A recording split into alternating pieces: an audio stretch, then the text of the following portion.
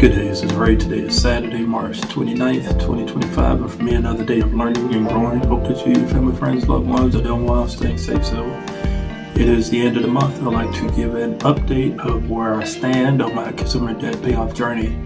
I have a section called the big picture. Normally that takes a little while to go through, but I decided to go ahead and condense that down to some bullet points so I could just go ahead and get through this and power on through it. If you haven't watched my previous videos, this kind of gives you a recap of where I started and where I am on this journey. So March 2019, I was diagnosed with lupus, which led to 6 hospitalizations in 2 years.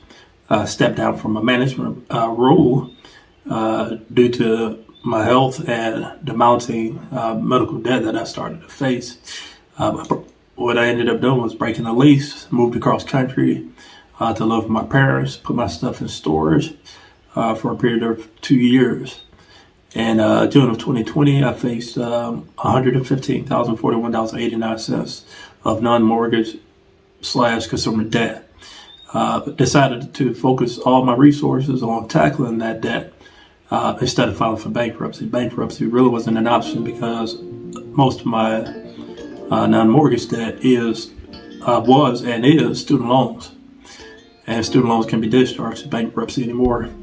In May of 2021, I hired a financial coach, developed a structured budgeting plan, and began addressing, at that time, now May 2021, my consumer debt was $90,076.32.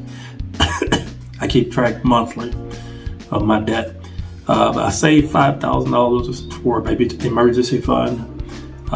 Ended up achieving a credit score of over 800. And that same year, December 2021, I became a first-time homeowner. By purchasing a home it was a very competitive rental market. The rental market was actually pretty terrible. And I said, well, it would make sense to buy a home if I can. And I was just fortunate to be able to do it. How I did it, though, was I used a portion of my 401k for a down payment, also repairs, moving costs, and paying for appliances. As a result, though, I faced a 10% penalty by withdrawing that 401k. And also I had high state and federal taxes because I was bumped into another tax bracket. Completely depleted my baby emergency fund and I had to rebuild, which I did, and I continued my journey. So January 2024, I paid off, this is a huge milestone for me. I paid off half of that original non-mortgage debt. So I was at $57,520.95 at the beginning of last year. Accomplished this while managing to live with lupus.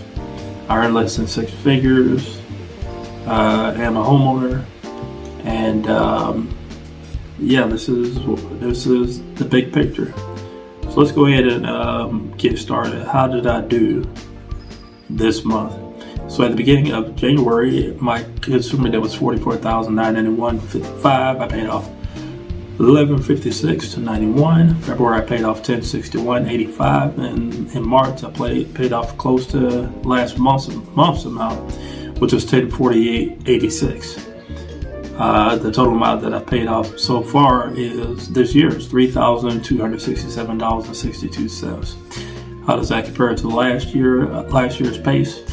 So year to date, 2024 was $3354.99.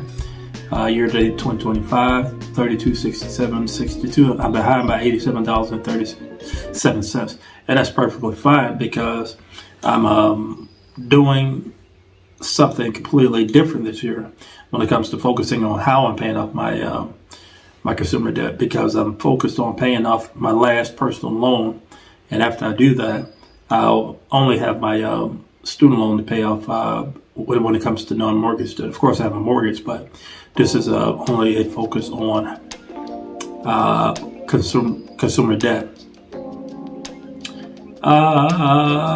So my baby emergency fund is fully funded, which I've talked about. The importance of having the baby emergency fund is to make sure that I don't go backwards in debt. And I wanted to take a look at a slide that I've introduced a little while ago that shows you how my debt looked back June 2020 and how it compares to now. And I want to make sure that I have the updated numbers before I do that.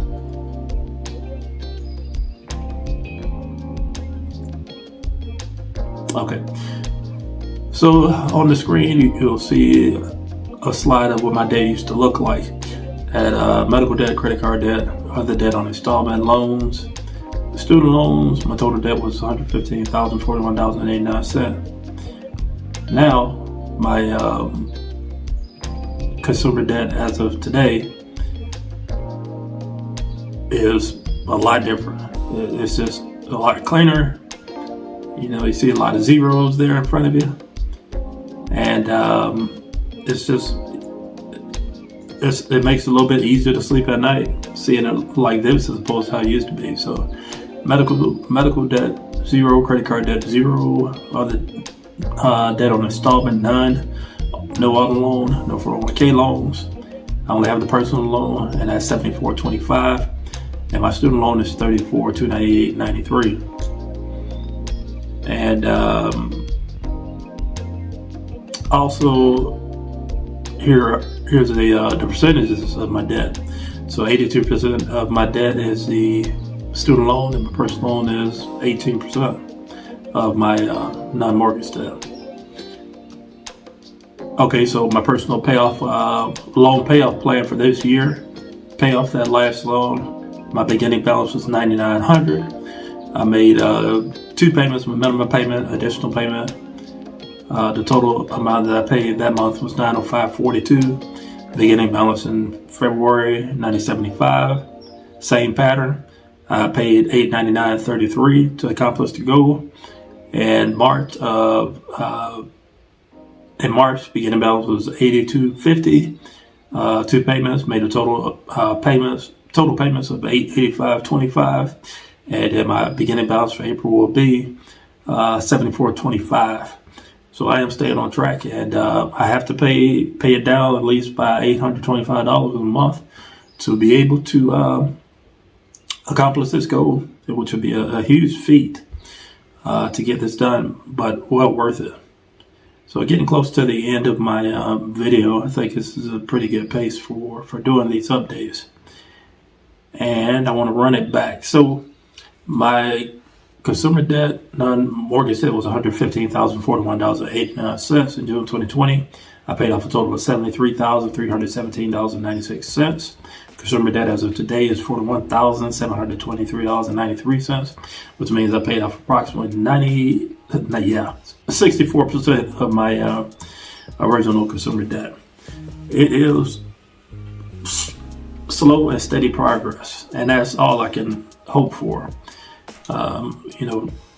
These are difficult times, with the economy the way it is, and I'm grateful to have a job and grateful to be able to do this. And now that I know how to budget, I don't feel as stressed as I used to feel, especially with having that type of debt on my shoulders, living with a chronic illness. I do feel pain in my elbow and my hands this morning. It's hard to move this morning, but I'm definitely not too bad. But again, I want to encourage you, wherever you are in your debt payoff journey, whether you just start thinking about it, hadn't started, or you're in the middle of your journey, or you're towards the end of your journey, if you've completed your journey, I want to encourage you to tackle it head on. Don't be afraid of those numbers. Okay, so if you made it this far, feel free to like, comment, subscribe, hit the bell for notifications in order to post my videos. You can find me at youtube.com/@9ofmybudget. As always, thank you for watching. You all take care.